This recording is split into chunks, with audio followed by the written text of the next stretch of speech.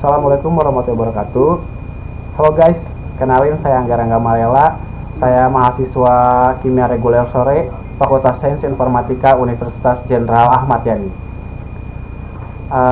Kali ini saya akan sharing materi tentang spektrofotometer UV vis pada pengaplikasian senyawa metabolit sekunder asam fenolat.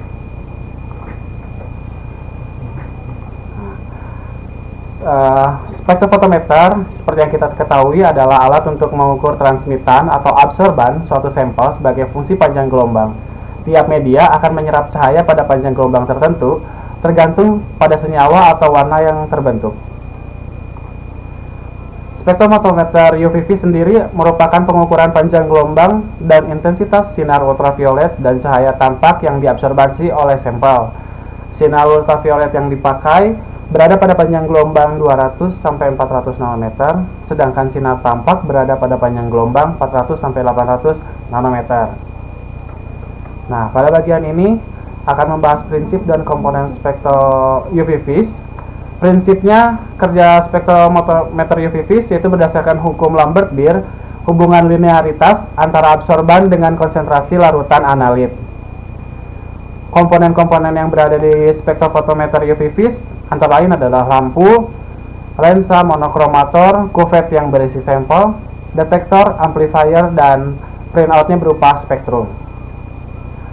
Lampu atau sinar yang akan menembakkan sinar lewat lensa yang telah disediakan dan masuk ke dalam monokromator, di mana monokromator ini berfungsi mengubah sinar polikromatis menjadi monokromatis, di mana di dalamnya terdapat prisma segitiga bertugas untuk memecah sinar atau memecah cahaya yang dibutuhkan sesuai sampel yang digunakan.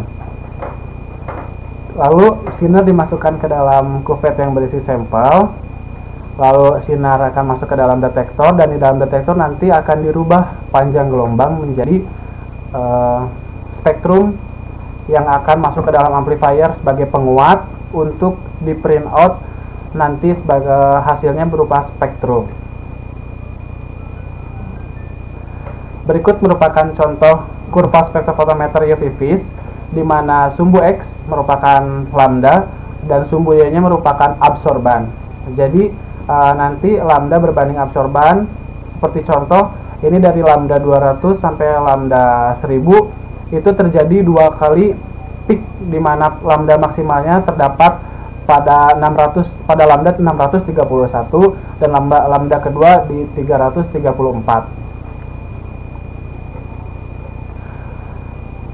Adapun istilah-istilah pada spektrofotometer UV vis di antara lain adalah chromophore, auxosom, pergeseran batokromik, dan pergeseran hypsokromik. Chromophore sendiri merupakan gugus fungsional yang mengabsorbasi radiasi ultraviolet yang tampak jika mereka diikat oleh senyawa-senyawa bukan pengabsorbansi atau auxosom. Hampir semua chromophore mempunyai ikatan rangkap berkonjugasi. Contohnya adalah DNA, dienon, benzen, dan lain-lain. Auxosom sendiri merupakan gugus fungsional seperti OH, OH-, NH2-, NO, dan yang lainnya, yaitu gugus yang mempunyai elektron non-bonding dan tidak mengabsorbansi radiasi UV jauh. Pergeseran batokromik sendiri merupakan pergeseran ke arah frekuensi yang lebih rendah atau lambda yang lebih panjang. Pergeseran hipokromik merupakan pergeseran ke arah yang lambdanya lebih pendek atau blue shift.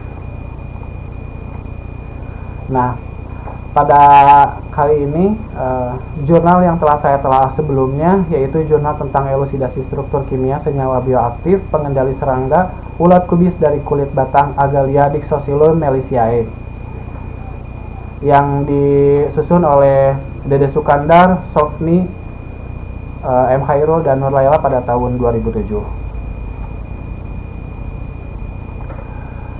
Dari hasil jurnal yang saya telah sebelumnya, didapatkan ekstrak etil asetat kulit batang A Dixosilum difraksinasi dengan kromatografi kolom diperoleh berupa kristal putih bening berbentuk jarum, di mana didapatkan lambda maksimal yaitu pada 256,25 dan lambda keduanya di 229,09 nanometer.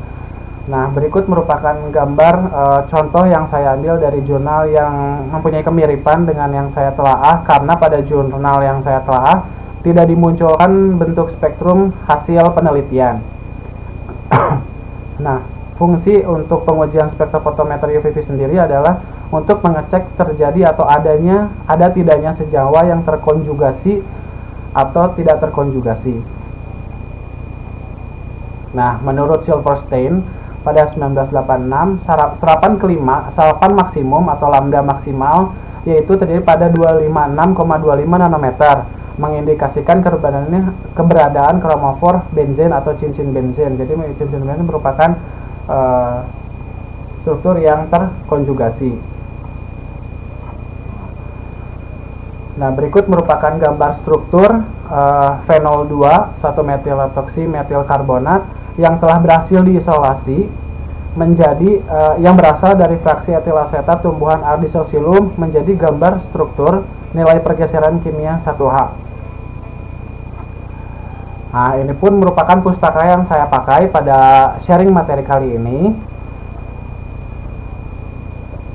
Sebelumnya saya minta maaf apabila terdapat kekurangan, dan bila teman-teman semua punya masukan atas materi yang telah saya berikan, bisa diisi di bawah di kolom komentar untuk menambah atau mengoreksi materi yang telah saya berikan. Saya Anggara Gamalela, pamit undur diri. Terima kasih. Assalamualaikum warahmatullahi wabarakatuh.